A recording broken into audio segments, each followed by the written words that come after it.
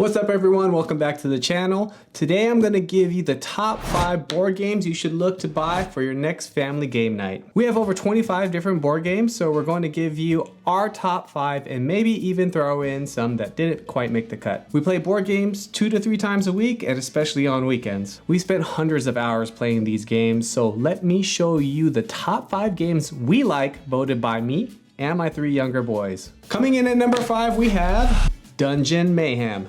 This is a 2 to 4 player game. It says 8+, but my 6-year-old picked it up just fine. The gameplay usually lasts around 10 minutes. This was also Riker's favorite game. It's an easy to learn, fun, quick game to play. It comes in a small box, so you can definitely bring it around when you travel. You play as 1 of 4 players, and the last player standing is the winner. It's fast-paced, confrontational card game set in the Dungeons & Dragons universe where you play in the role as a barbarian, wizard, paladin, or rogue. Players use their unique character decks to deal damage, heal, or block attacks with the goal of reducing opponents' health to 0. If we're looking to get into a quick game before bedtime, this is our go-to game. I would just say to be sure everyone knows attacking each other is part of the game and not to just attack the same person, especially for the younger kids because they can get their feelings hurt. It has 4.9 stars on Google and can be found around $15. Coming in at number 4 is Splendor. We have the Marvel version. This is Ensign's #1 rated game. This is a 2 to 4 player game that says it's 10+, with gameplay lasting around 30 minutes. You build teams of Marvel heroes, villains, collecting gems and cards to earn victory points.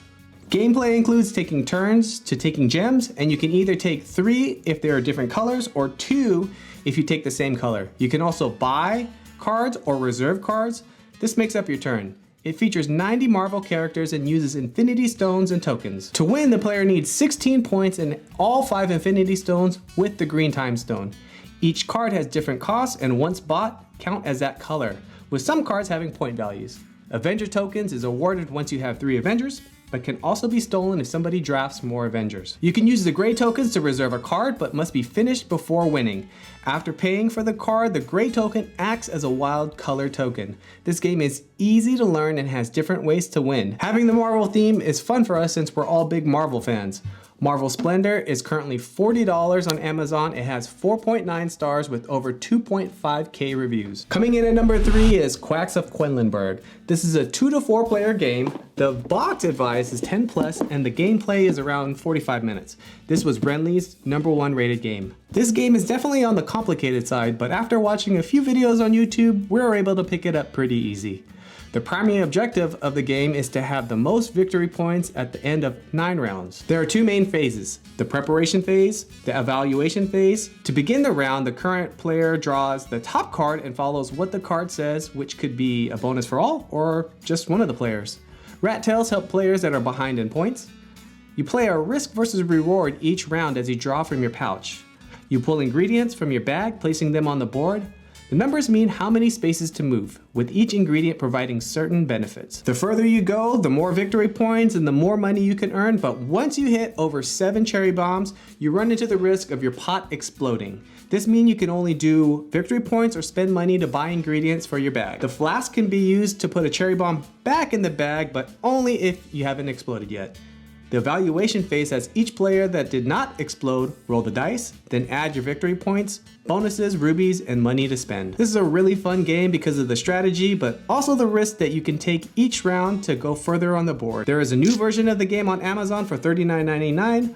We have the original. Coming in at number 2 is Azul Summer Pavilion. This is my #1 rated game. This is a 2 to 4 player game that says 8+, but again, my 6-year-old had no problem learning it. Gameplay lasts between 30 to 45 minutes. We first bought the original Azul game and we really liked it, so we decided to give the 3rd version a try. We definitely liked it more than the original. Each player has their own board where they try to complete patterns. There is a wild tile that changes each round. You get bonus points for filling stars, covering numbers, and placing tiles adjacent to each other, and have the ability to save tiles for the next round. Players draft tiles of a single color in a community pot. Each player takes a turn drafting tiles, and when all the tiles are gone, You place the tiles on your own personal board to complete patterns. The colors of the boards of the tiles are bright and vibrant. Although it offers multiple ways to win, it was still pretty easy to learn. We love the strategy of the game and bonuses you get during each round. This is the third version of the game. It currently costs $39.99 on Amazon and it has 4.8 stars with over 1,000 reviews. And coming in at our number 1 spot,